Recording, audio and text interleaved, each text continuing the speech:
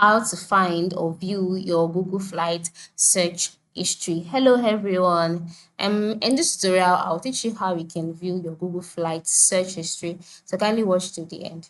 The first step is to log in into your Google Flight account, just like I've done here. And then once you're logged in, you're brought to the home page automatically where you see your flights, you see cheapest flights, you see other options, right?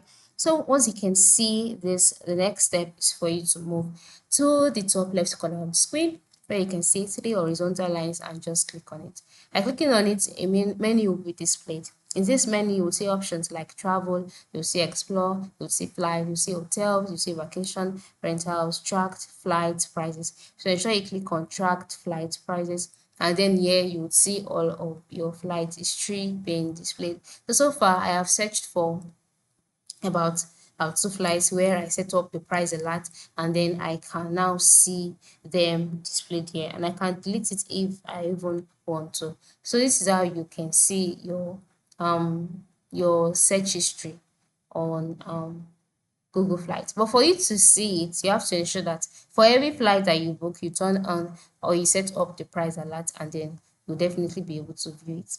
So that is it. Thank you for watching and go and check this out. All right.